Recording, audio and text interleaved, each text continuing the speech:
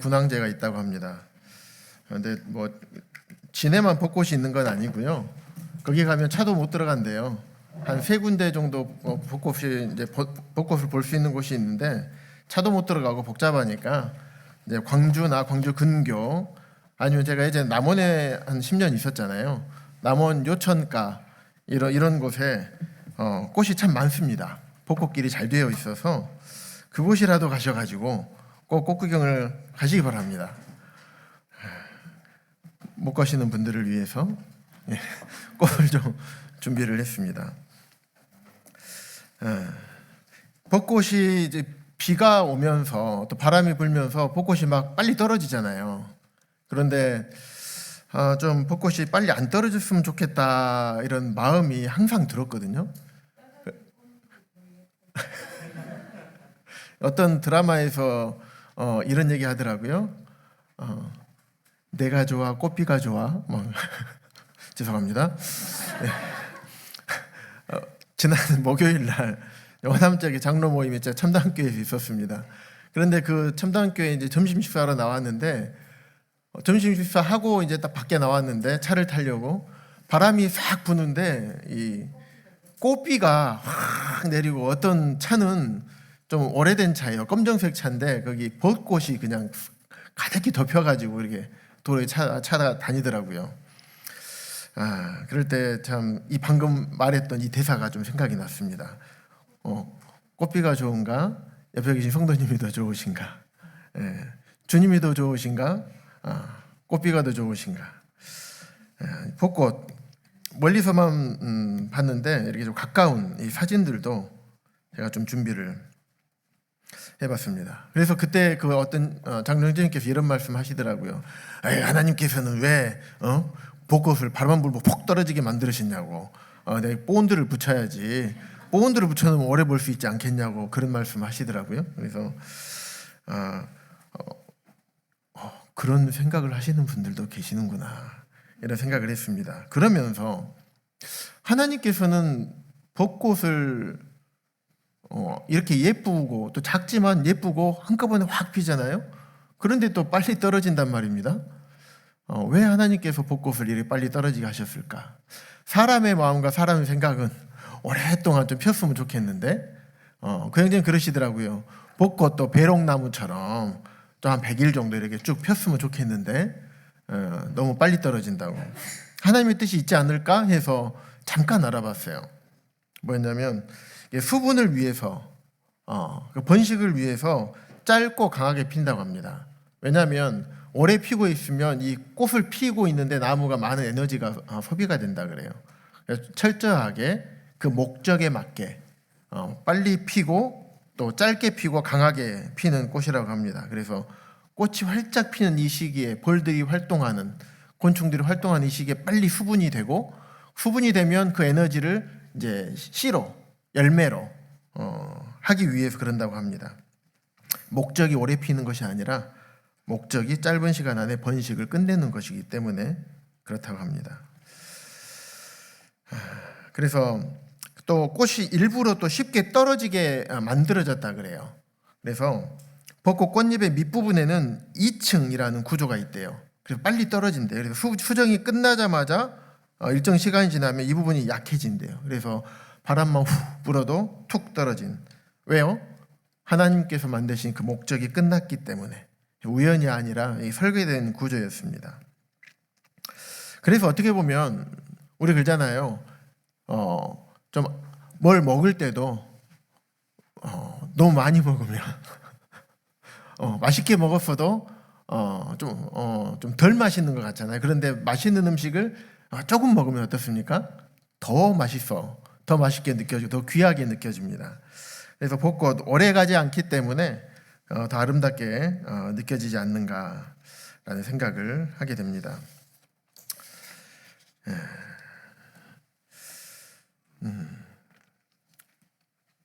그래서 이처럼 벚꽃도 하나님께서 정하신 이유와 때가 있다.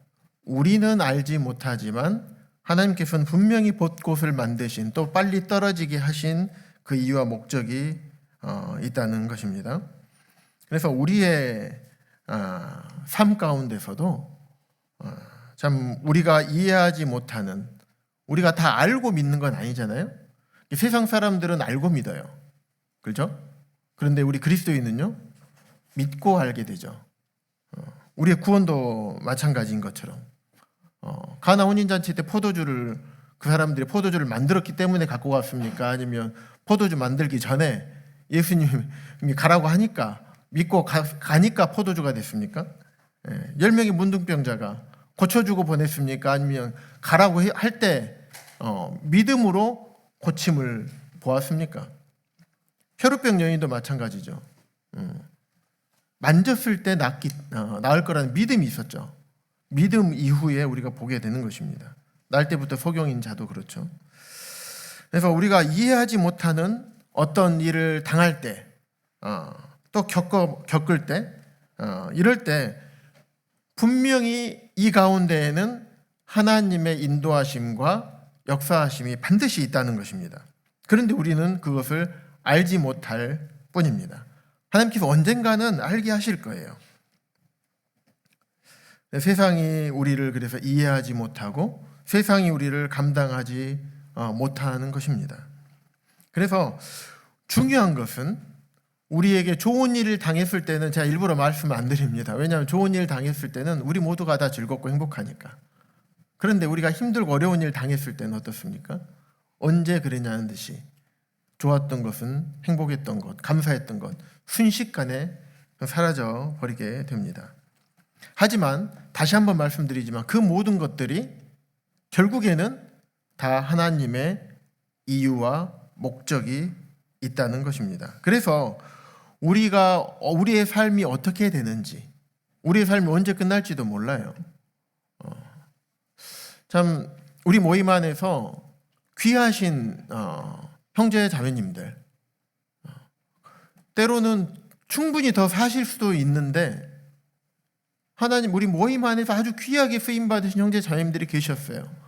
그분들의 삶이 나쁘거나 그러지 않았습니다. 그런데 그분들의 삶이 때로는 청년의 시기에 주님 데려가신 일도 있었고, 한참 이제 막 쓰임 받기 시작할 50대 초반에 주님께서 데려가시는 경우도 있었습니다. 그래서 우리는 잘 몰라요. 왜 이런 일들이 우리 주변에, 또 우리 가족에게, 또 나에게 닥쳐지는지 알 수가 없습니다. 하지만 분명한 것은 그 안에 하나님의 뜻이 분명하게 있다는 것입니다.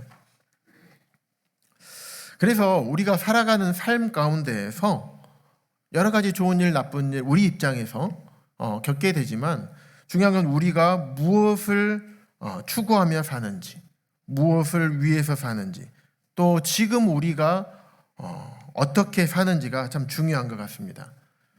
요즘 세상은 그렇죠. 굉장히 시끄럽죠. 전쟁 때문에 시끄럽습니다. 우리 국내 상황도 만만하지가 않아요. 어지럽고 먹고 살기도 힘들고 또 우리의 삶의 미래는 불확실합니다. 또 엊그저께 복음 집회를 했는데 우리가 기도하고 있던 영혼들이 참 오지 않은, 또 사랑하는 가족들, 얼마 남지 않으신 내 부모님들 와서 복음 들었으면 좋겠는데 실제로 오시기도 했어요. 오셔서 구원받았으면 좋겠는데 우리 뜻대로 잘 되지 않죠. 우리 대학생들, 중고등학생들은 어떻습니까? 대학생들도 마찬가지고요. 학교 공부하고 취업 준비하고 자격증 준비해야 되고 먹고 살고 준비해야 되죠. 청년들 결혼 준비해야 되죠. 그런데 잘 안 됩니다. 그리고 우리 성도님들 한 해 한 해 해가 가면 갈수록 어떻습니까? 작년 다르고 올해 다르죠. 작년에는 일어날 때 이랬다가 올해는 아이고. 그리고 이런 삶을 또 현실적으로 마주하다 보면 하나님이 때로는 우리와 함께하지 않으시는 것 같고 내 기도를 들어주지 않으시는 것 같고 왜 나에게만 이런 일이 꼭 있는 것 같고, 그러다 보면 내 믿음이 연약해지고 점점 희미해져가는 이게 우리의 현실이죠. 하지만 우리가 겪는 또 우리가 느끼는 우리가 생각하는 것과 상관없이 하나님의 시간표는 째깍째깍 흘러가고 있습니다. 지금도 여전히 꽃은 피고 새싹이 돋아나고 하나님께서 만드신 만물, 이 자연 환경들은 온 세상은 자연스럽게 돌아가고 있습니다. 왜 그게 자연스럽게 돌아갈 수 있을까요? 마태복음 6장에 분명하게 기록되어 있잖아요. 하나님께서 모든 것을 그들에게 먹여주시고 입혀주시는 하나님의 은혜와 사랑이 세상 만물에 함께 하기 때문에 살아가고 있는 것입니다. 그러면 우리에게는 그런 하나님의 은혜와 사랑이 함께하지 않을까요? 항상 함께하고 계셔요. 우리가 지금도 우리 앞에, 우리 안에 우리와 함께하고 계십니다. 그리고 지금도 우리에게 하나님의 은혜와 사랑을 베풀어주고 계세요. 그런데 나의 마음이 달라지다 보니까 거기에 집중하는 것이 아니라 현상과 상황에 집중하게 됩니다. 사단마귀의 유혹에 넘어가서 거짓말하는 속이는 자의 속임에 빠져서 하나님이 너희와 함께하지 않으셔. 하나님 너에게 더 이상 은혜를 베풀지 않으셔. 너가 이러니까 그렇지 라고 하면서 우리를 끊임없이 송사합니다. 하지만 한 가지 분명한 것은 오늘 지금 이 시간에도 하나님의 은혜와 사랑이 우리와 함께하고 계신다는 것입니다.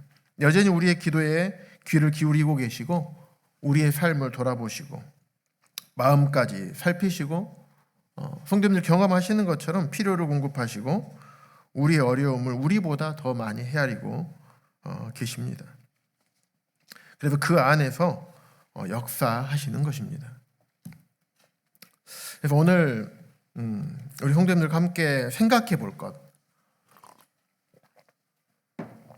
다 아시는 내용입니다. 특별하게 심오한 말씀을 전달하는 것이 아니라 다 아는 우리의 신앙의 목표가 무엇인가, 무엇을 위해서 우리가 그리스도인의 삶을 살아가는가. 이게 제목이고요. 부제는 주님을 닮는 삶입니다. 사실 오늘 말씀 내용을 이렇게 전하기 전에 우리 성도님들 예배 때 드렸던 감사 안에 다 포함이 되어 있습니다. 그리고 좀 전에 찬양팀 드렸던 찬양의 가사 안에 다 포함되어 있는 내용입니다. 우리 성도님들도 잘 아시는 내용입니다.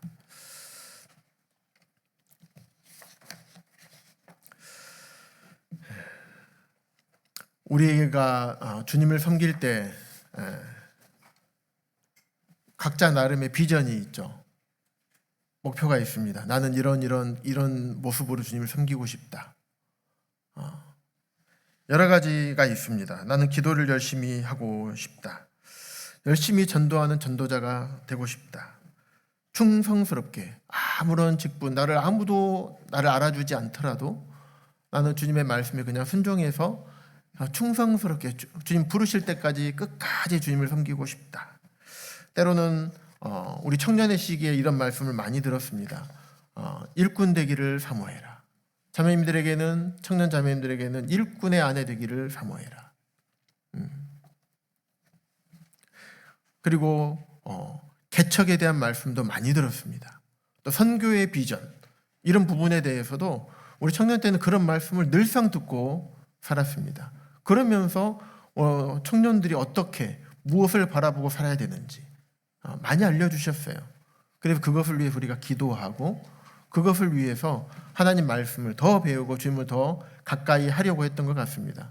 그것이 우리의 신앙의 목적이 될 수 있고 목표가 될 수도 있습니다. 물론 다 중요합니다. 하지만 오늘 우리가 함께 살펴보고 붙들어야 할 것들은 뭐냐면 우리의 신앙의 목표가 주님을 닮는 것이었으면 좋겠습니다. 주님을 닮는다는 것은 주님의 마음과 주님의 성품을 담는 것이죠. 주님의 마음, 우리 예배 때 많이 나눴습니다. 사랑이죠, 사랑. 죄인을 사랑하신, 다 아시면서도 우리가 어떠한 자인지 다 아시면서도 사랑하신 그 사랑. 우리가 구원받은 이후에 어떻게 살지도 다 아셔요. 참 끔찍하지 않습니까? 우리는 다 알아요. 우리보다 더 우리를 잘 아시는 분이 하나님이셔요. 그럼에도 불구하고 사랑하셨습니다. 로마서 5장 8절에 보면 우리가 아직 죄인 되었을 때, 우리 형제자매님들 교회 학교 하시죠? 우리가 맡고 있는 학생들, 아이들, 학생들, 청년들 잘하면 어떻습니까? 더 이쁘죠. 그들이 해달라고 더 잘해주고 싶고. 그런데 하나님은 그런 분이 아니셨어요. 우리가 여전히 죄 가운데 있고 하나님을 거절하고 거역하고 오히려 하나님을 욕하고 하나님께서 보내신 메시아를 십자가에 못 박고 침 뱉고 그럴 줄 아시면서도 그런 상태이었을 때에도 우리를 위해서 예수 그리스도를 보내시고 그분이 우리를 위해서 죽으셨습니다. 그 죽으심을 통해서 우리를 얼마나 사랑하시는지 그 사랑을 확증하셨던 것입니다. 죄인들을 그 속까지 아신다는 게 무슨 말일까요? 내가 무슨 생각, 무슨 마음을 가지고 살아가고 있는지, 어떤 계획을 가지고 사는지, 무엇을 추구하며 사는지 다 아시는 거예요. 사람은 모르지만 그럼에도 불구하고 사랑하신 겁니다. 구약의 이스라엘, 오늘 많은 간증들이 나왔는데, 감사 제목들 중에서 나왔는데 끊임없이 하나님을 거절했죠. 눈으로 다 보고도 경험하고도 피부로 느껴보고 경험하고 죽을 위기에서 살려주셨고 상상도 못할 기적들을 통해서 그들을 인도하시고 보호하시고 먹이시고 입히시고 했는데도 불구하고 계속 하나님을 믿지 못하고 신뢰하지 못하고 거절하고 거역하고 배반하고 다른 신을 우리에게 보여달라. 아우성이었던 이스라엘 뿐만 아니죠. 예수님의 제자들, 예수님을 믿는 사람들 빼고 제자들 3년 동안 예수님 따라다녔던 가룟 유다, 도마, 베드로는 어떻습니까? 후제자였는데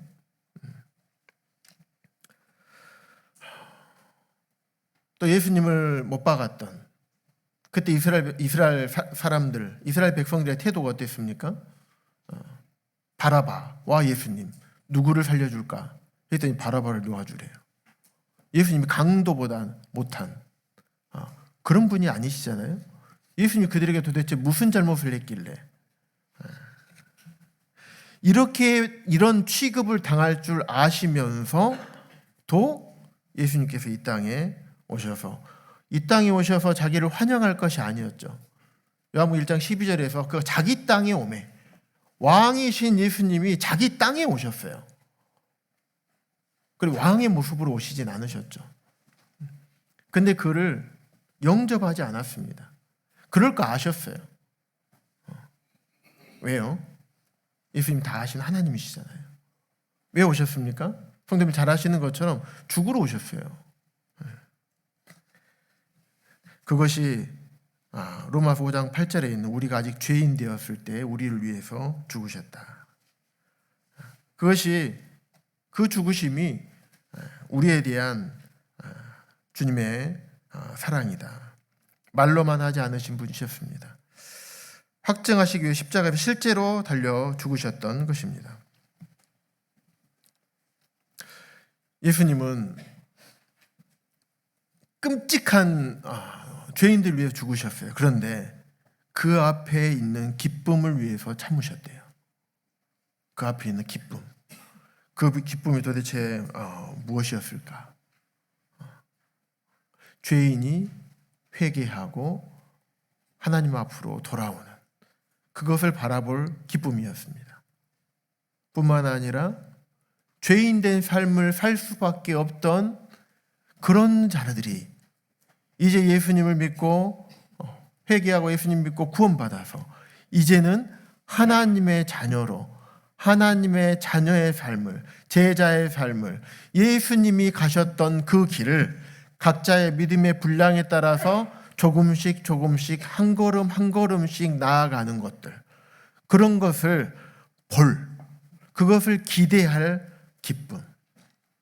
그 나라에 갔을 때 다시 만날 그 기쁨. 우리가 아이를 키우다 보면 어떻습니까? 아이가 태어난 것만으로도 기쁘죠. 그런데 그 아이가 이제 눈도 못 맞추던 애가 엄마하고 눈을 마주치고 이제 좀 웃어주기도 하고, 아이가 이제 뒤집기 하고, 그리고 이제 안고 뽁뽁뽁뽁뽁뽁뽁 기어가고 걷고, 그러다가 엄마 하면 마음이 어떻습니까? 그런 모습들을 주님께서는 참 기대하셨고 그것을 바라보셨던 것 같습니다. 그것을 바라보기 때문에 십자가를 참으신 겁니다. 그것이 주님 앞에 기쁨이었습니다. 그래서 부끄러움을 개의치 않으셨어요. 얼마나 부끄럽고 수치스러웠겠습니까? 우리가 만약에 십자가에 발가벗겨져서 달려있다고 생각해 보십시오. 거기서 대소변도 다 봐야 돼요. 얼마나 고통스러운 건 고통스러운 거지만 완전히 빨가벗겨져서 온 사람들 앞에 다 그렇게 있어야 돼요.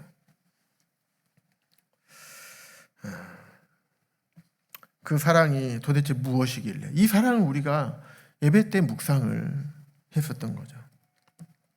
이 보네퍼라는 분이 이렇게 말했어요. 하나님께서 자신을 세상의 십자가로 내몰아 가셨다. 예수님께서는 예수님의 마음, 예수님의 그 사랑 다 아시면서도 사랑하셨습니다.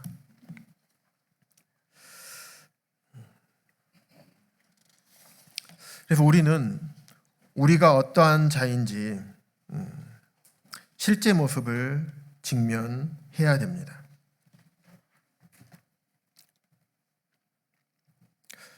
나는 어떤 사람인가?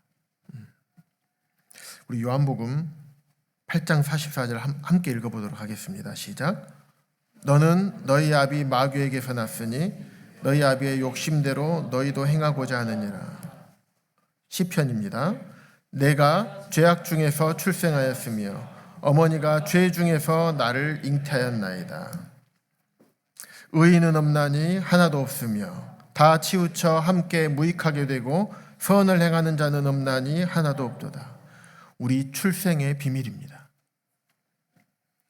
유전적으로 아비 마귀에게서 우리는 태어났습니다. 그래서 우리도 여전히 마귀가 했던 것들을 행하고자 하는 거예요. 죄악 중에서 출생한 겁니다. 태생적으로 우리 죄 중에서 나를 잉태한 거예요. 그래서 우리 태생적으로 또 죄인입니다. 상태적으로 죄인이죠. 의인은 하나도 없어요. 선을 행하는 자도 하나도 없는 거예요. 그래서 제가 생각해보니까 예비적 죄인이에요. 오늘까지는, 지금 이 시간까지는 죄인이 아닐 수 있어요. 제가 말하는 건 신분상 죄인을 얘기하는 게 아닙니다. 상태적인 것을 말씀을 드리는 겁니다. 예비적, 우리 또 나가면 또 어쩌면 지금 이 순간에도 머릿속으로 여자를 보고 음욕을 품는 자마다 이미 가늠하 있다 하잖아요. 머릿속으로, 우리 마음에서 지금도 여전히 죄를 지을 수도 있어요. 우리는 이런 사람입니다. 우리가 나는 어떤 사람인가?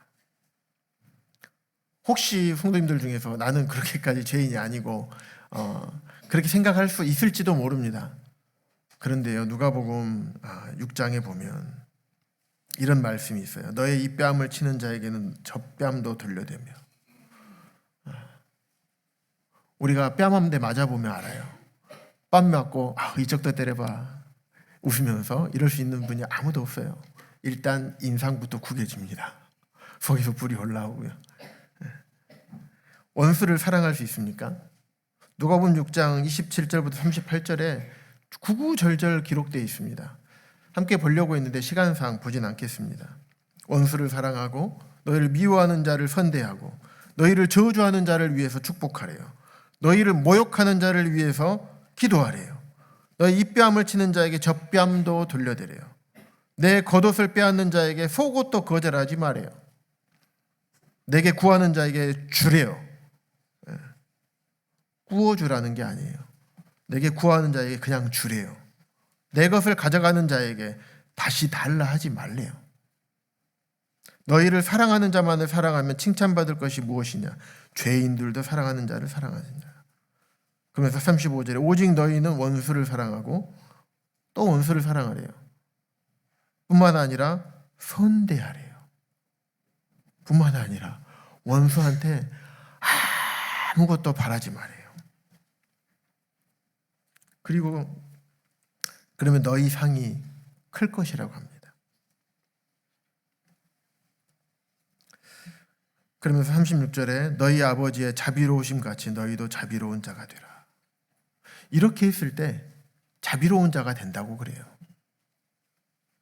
너희 아버지의 자비로우심 같이. 하나님 아버지, 우리 주님의 자비로우심 같이 우리도 그렇게 된대요. 그럼 주님을 닮으려면 그렇게 돼야 되잖아요. 그런데 그렇게 됩니까? 말씀은 무슨 내용인지 이해하기는 쉽죠. 하지만 이것을 우리가 삶으로 살아내는 것이 정말 어렵습니다. 그런데 왜 우리에게 이렇게까지 우리에게 말씀하실까요? 왜냐하면 우리가 그런 은혜와 사랑을 그렇게 받았기 때문입니다. 아까 보았던 것처럼 로마서 5장 8절 말씀처럼 우리가 아직 죄인 되었을 때 우리가 하나님과 원수였잖아요. 마귀의 자식인데 우리에게 그런 사랑을 베푸셨고 우리가 그런 사랑과 은혜를 받았기 때문에 그렇게 하라고 말씀을 하고 있습니다.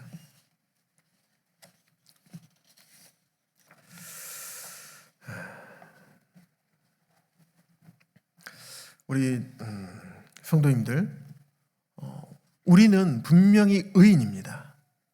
주님께서 우리를 의롭다고 선언해 주셨어요.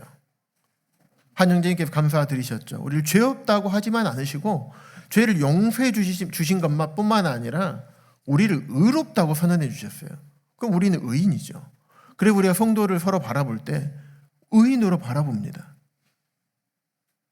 맞죠? 네, 신분상 의인으로 바라보는 것입니다. 그런데 때로는 우리가 상태적으로 의인으로 생각할 때가 많습니다. 다 그렇지 않습니까?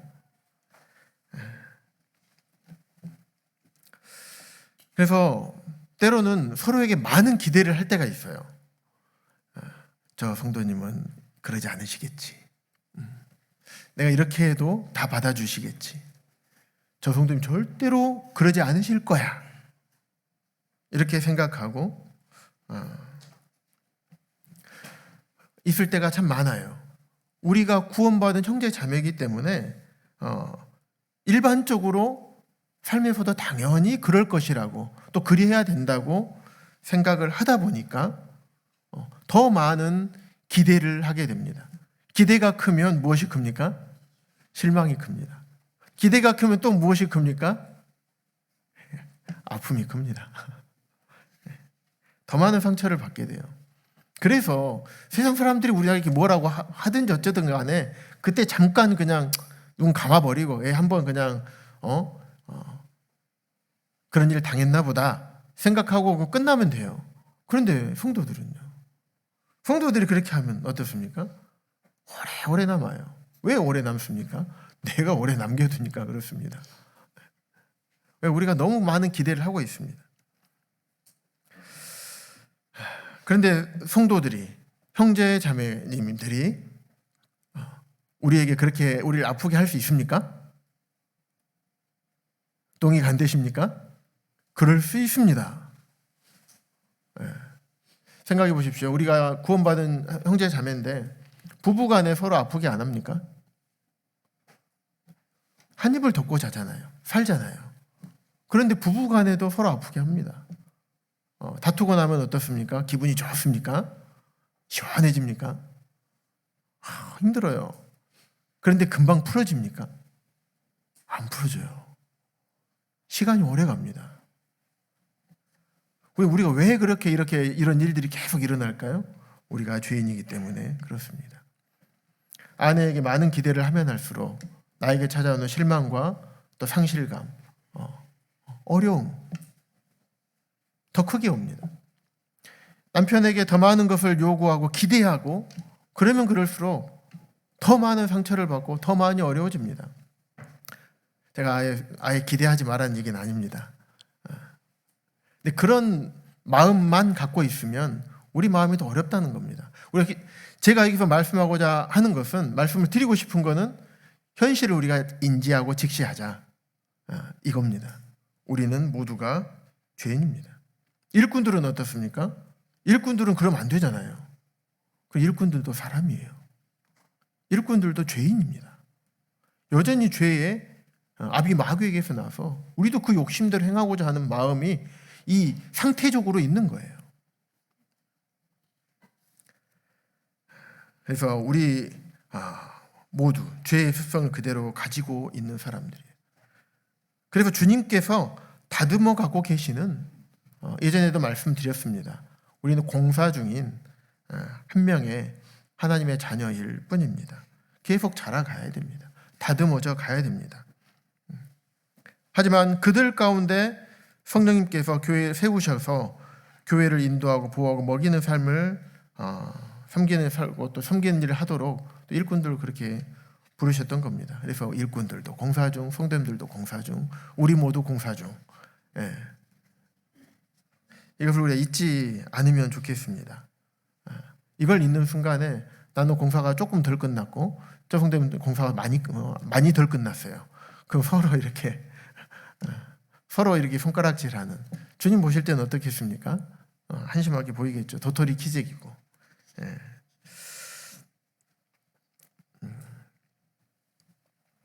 우리가 모두 공사 중인 죄인들이다 라는 것을 우리가 깊이 생각을 해봐야 됩니다.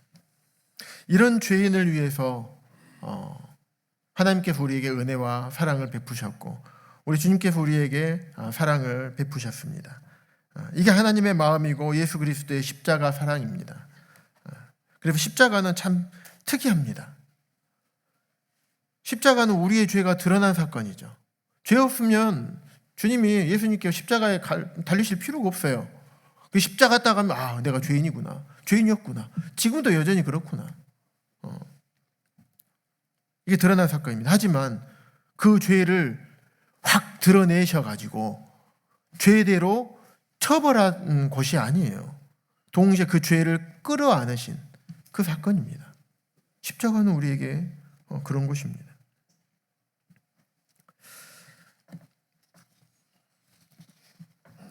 이 십자가에 예수님을 못 박은 사람이 누구입니까? 유대인들이 그랬죠. 이스라엘 백성들이. 하지만 우리가 또 잘 알고 있어요.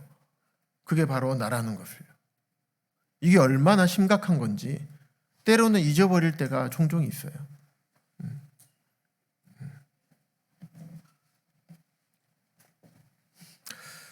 그래서 십자가는 우리에게 은혜이며 사랑인 것입니다. 그래서 우리가 지금 이 자리에 모여 있습니다.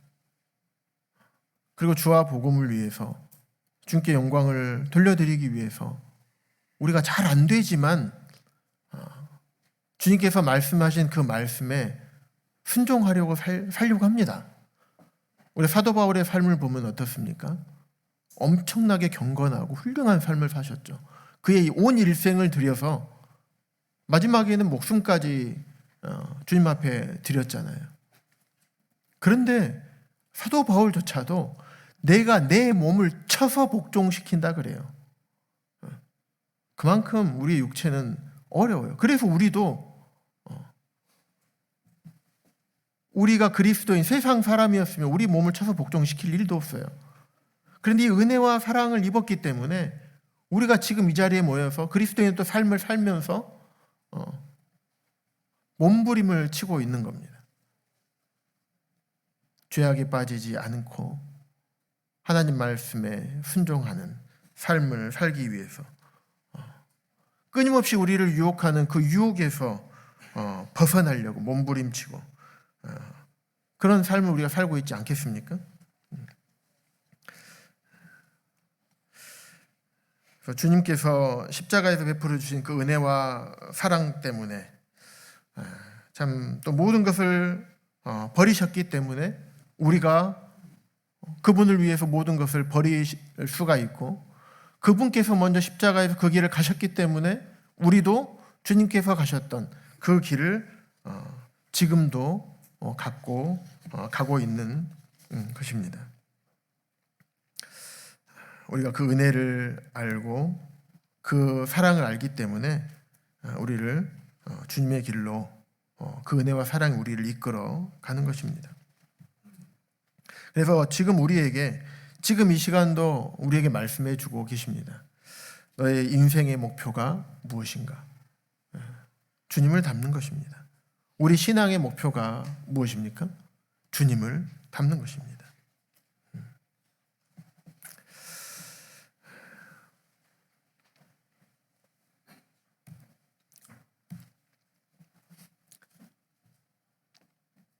우리 스스로, 우리 힘으로 우리가 주님을 닮을 수는 없습니다. 경험해 보니까 그래요. 성도님들을 더 많이 공감하실 것 같습니다. 누가 하십니까? 하나님께서 하십니다. 하나님께서는 우리가 주님을 닮게 하십니다.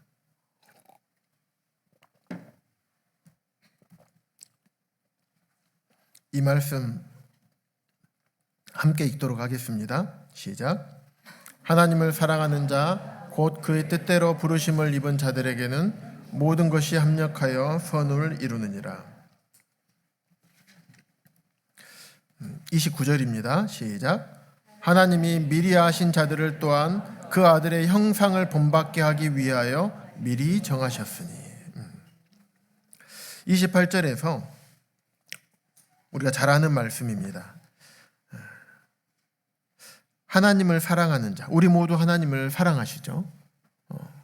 하나님을 사랑하는 우리 모두는 하나님의 뜻대로 부르심을 입었어요. 그런데 그들에게는 하나님께서 모든 것이 합력하여 선을 이루게 하신다고 말씀하셔요. 여기에서 선은 무엇입니까? 요셉처럼 요셉에게 왔던 그 현세적인 실제적인 우리가 피부로 지금 느낄 수 있는 이런 선이 있기도 합니다. 또한 궁극적인 선이 있어요. 영적인 선, 영원한 삶에 있어서의 선. 그것을 모든 것이 합력하여 선을 이루게 하시는 분이 하나님이십니다. 모든 것이 합력하여 선을 이루신다. 제가 종종 말씀을 드립니다. 우리에게 좋은 일이나 또 우리 입장에서 나쁜 일이나. 하지만 여기는 죄는 포함되지 않습니다. 하나님이 죄를 이용하셔서 우리가 죄를 짓게 만들어서 이렇게 하시지는 않습니다. 하지만 우리가 죄를 짓는 것은 허락을 하십니다. 우리 로봇으로 만들어 놓지 않으셨잖아요. 아담과 하와에게도 허락된 거예요. 죄를 짓지 않을 수도 있었고 죄를 지을 수도 있었어요. 하나님 허락하심 안에 있는 거예요. 거기에 우리의 선택이 들어가 있는 거죠. 우리가 죄를 지을 것도 아셨어요.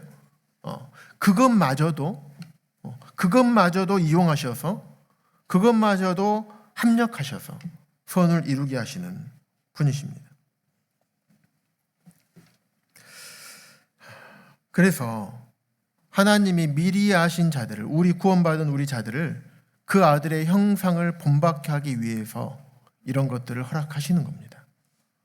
우리 안에 이해되지 않는 일들, 애매히 당하는 고난, 때로는 내가 잘못해서 당할 수도 있습니다. 하지만 그것들을 통해서 우리를 일깨워 주십니다. 내가 지금 얼마나 위험한 상태에 있는지 일깨워 주셔요. 그런데 그것을 깨닫지 못하면 참 어렵습니다. 하나님께 우리에게 깨닫게 하기 위해서 그러한 것들을 가지고 오래 참으시지만 때로는 이렇게 툭툭 쳐서 드러내실 때가 있어요.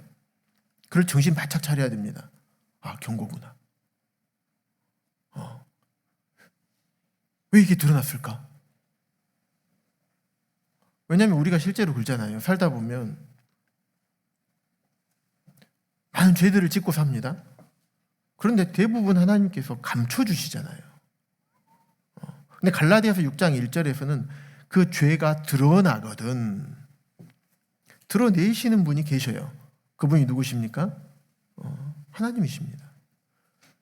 내 잘못, 내 죄가 탁 드러났을 때 우리 긴장해야 됩니다. 정신을 차려야 돼요. 그러기 위해서 우리의 실수, 우리의 연약함, 우리의 죄까지도 사용하셔서 우리가 그 죄 가운데 있는 것을 원치 않으시고 거기서 돌이켜서 그 아들 주님의 형상을 본받게 하기 위해서 그것들을 사용하시는 겁니다. 하나님은 우리를 사용하시기 전에 먼저 우리가 주님을 닮게 하십니다.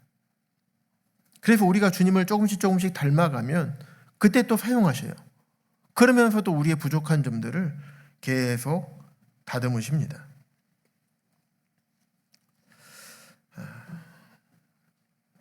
그래서 우리 삶에 이해되지 않는 일들을 우리가 겪게 되는 것입니다. 관계의 갈등, 억울한 상황, 이해되지 않는 어려움, 또 받아들이기 어려운 상황, 때로는 경제적으로 또 환경적으로 어려움을 당하기도 합니다. 하지만 결국에서는 주님께서는 우리에게 원하시는 것은 우리가 어떤 이러한 것들로부터 우리 자신을 깨닫고 우리 자신의 상태를 깨닫고 더욱더 주님 앞으로 나아올 수 있도록, 죄를 멀리하고 주님께 가까이 나아올 수 있도록, 야고보 4장 8절에 있는 것처럼 하나님을 가까이 하라 그리하면 너희를 가까이 하시리라 했던 말씀처럼 하나님과 멀어져 있던 우리가 어쨌든 우리의 상태적으로 환경적으로 무슨 이유에든 간에 우리 마음이 하나님과 멀어져 있는 것들을 하나님께서는 모든 것을 합력하셔서 하나님과 가까이 오도록 이렇게 하십니다. 그랬을 때 그 아들의 형상을 본받을 수 있기 때문에 그렇습니다. 어려움을 겪는 입장에서는 힘듭니다. 욥처럼. 하지만 하나님은 그 모든 일을 통해서 우리 자신을 보게 하시고 주님의 마음을 배우게 하시고 주님을 닮게 하십니다. 주님을 닮는 것이 우리 그리스도인의 신앙의 삶에 있어서 먼저입니다. 우선순위의 문제입니다. 마태복음 6장 33절에서도 너희는 먼저 그의 나라와 그의 일을 구하라 라고 말씀하셨습니다. 항상 모든 일에는 먼저 우선순위가 있는 것입니다. 솔로몬도 그랬죠. 솔로몬 지혜를 구했잖아요. 네가 뭐든지 원하는 건 내가 다 줄게. 근데 솔로몬이 뭐 했습니까?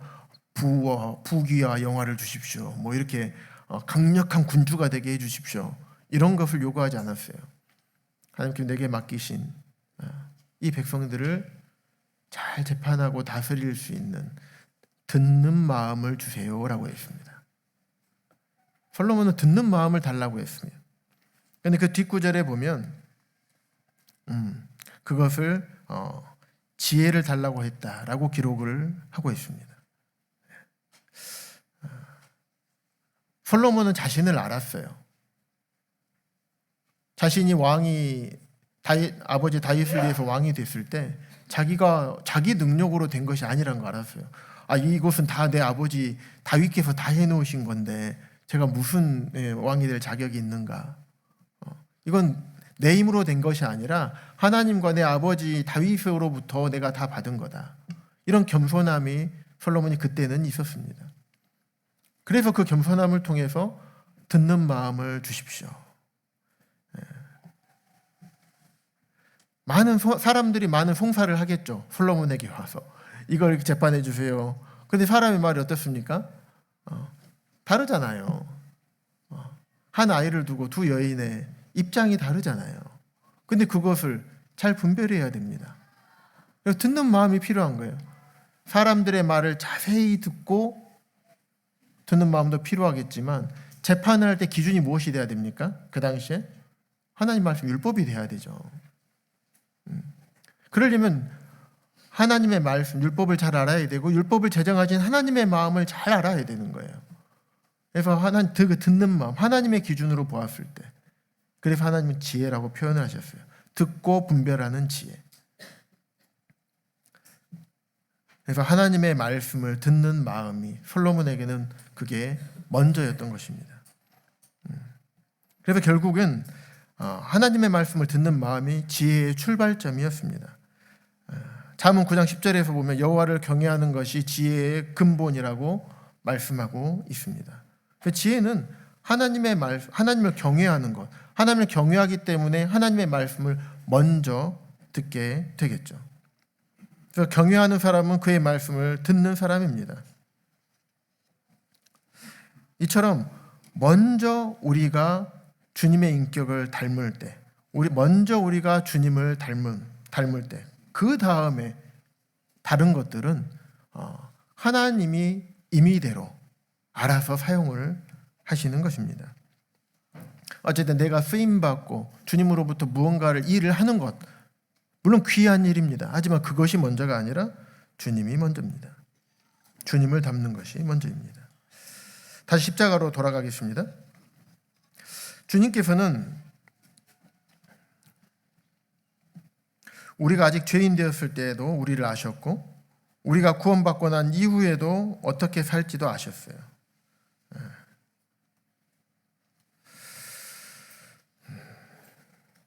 생각해 보십시오. 예수님께서 십자가에 못 박혀 죽으실 때 골고다 언덕에는 몇 개의 십자가가 있었습니까? 3개의 십자가가 있었어요. 잘 아는 내용입니다. 한 강도는 끝까지 예수님을 거절했어요. 두 강도 동시에 욕했어요. 똑같이 욕했습니다. 예수님 조롱하고 모욕했어요. 하지만 한 강도는 나중에 그 마음이 바뀌었죠. 그 강도가 마음이 바뀐 근원이 어디에 있었을까?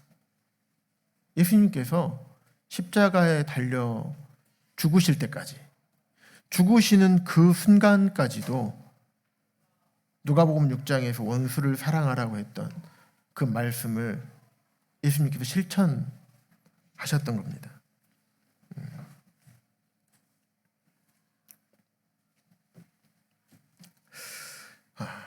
그래서 이분은 과연 누구인가? 이분은 참으로 하나님의 아들 그리스도이신가? 그는 그 순간 자신의 죄를 깨닫고 하나님을 두려워하게 되었을 것입니다. 그래서 그 마음을 돌이켜서 내가 조롱하던 이분, 내가 조롱할 분이 아니구나. 이분 하나님의 아들이고 메시아시구나. 그것을 인정하게 되면서 마지막 이렇게 말씀하시죠. 예수여 당신의 나라에 임하실 때 나를 기억하소서. 그 강도는 예수님을 왕으로 인정했습니다. 장차 임할 하나님의 나라도 믿었어요. 그분이 왕이라는 걸 알았습니다. 그래서 그분께 온전히 자기의 영혼을 맡길 수 있었던 것입니다. 그래서 예수님께 뭐라고 말씀하셨습니까? 앞으로 너가 아버지 나라에 올 것이다 이렇게 말씀하지 않으셨습니다. 내가 오늘 나와 함께 낙원에 있으리라. 그의 믿음에 대한 응답은 쭉 지연되지 않았어요. 바로 그 즉시로 구원이 선포되었습니다. 성도의 삶은 어떻습니까? 물론 이거는 구원에 관련된 내용입니다. 하지만 이 말씀을 좀 확장시켜서 보면 성도의 삶은 어떻습니까? 우리는 예수님처럼 죽는 순간까지도 죄인을 사랑할 수 있습니까? 원수를 사랑할 수 있습니까? 그런 사람들을 봤을 때 우리가 마음이 평안할 수가 있습니까? 그렇게 잘 안 됩니다. 하지만 우리 주님께서 우리에게 베푸신 사랑과 은혜를 깊이 우리가 충분히 이해하고 그 사랑을 믿고 주님께서 우리에게 그 말씀하신 바를 믿는다면 우리도 원수를 사랑하게 되고 그 사람들을 우리 마음에 받을 수 있게 될 것입니다. 회개한 강도는 단순히 자기의 죄를 인정하는 데서 그치지 않았습니다. 온전히 맡겼습니다. 그분을 온전히 신뢰했습니다. 우리 마음과 생각을 지키실 그분께 빌립보서에 있는 말씀처럼 우리가 기도하고 온전히 그분께 우리의 마음을 내어 맡기고 우리 마음을 어렵게 하는 그 분을, 그 사람을 주님께 맡길 때 주님께서 우리 마음에 평안을 주시게 될 겁니다. 그리고 그런 사람들을 사랑하고 마음에 받을 수 있게 될 것입니다. 맡긴다는 것은 내 마음과 생각을 주님께 내어놓는 겁니다. 자기를 부인하는 것입니다. 내 가치를 내려놓고 나 같은 죄인을 사랑하신 하나님 아버지, 나 같은 죄인을 위해 십자가에서 죽으신 그 예수님의 사랑을 믿는다면, 믿고 신뢰한다면 우리가 모든 것들을 그분께 맡겨야 됩니다. 그분은 그 모든 것들을 통해서 로마서 8장 28절에 있는 것 말씀처럼 모든 것들을 통해서 우리에게 합력하여 선을 이루십니다. 반드시 이루십니다. 지금은 모릅니다, 우리는. 하지만 우리가 믿음의 삶을 살아오면서 뒤를 살아왔던 길들을 되짚어 보면 반드시 주님께서는 선으로 바꾸셨습니다.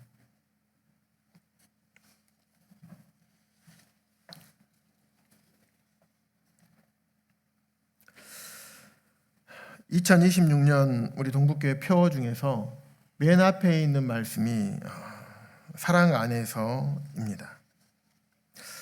하나님께서 우리를 먼저 사랑해 주셨습니다.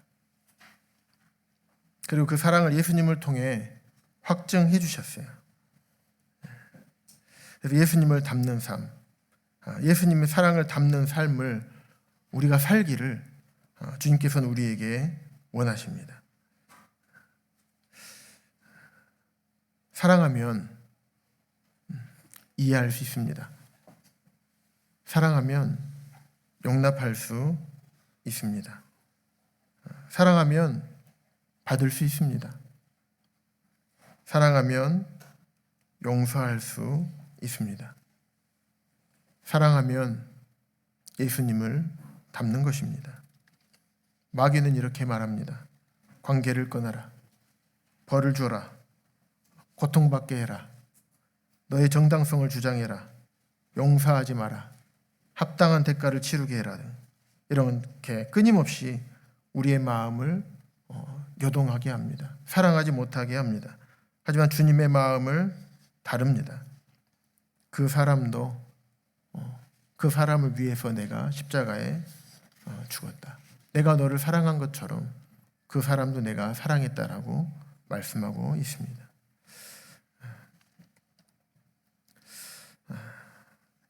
마지막으로 한 가지 질문을 드립니다. 우리 성도님들의 신앙의 목표는 무엇입니까?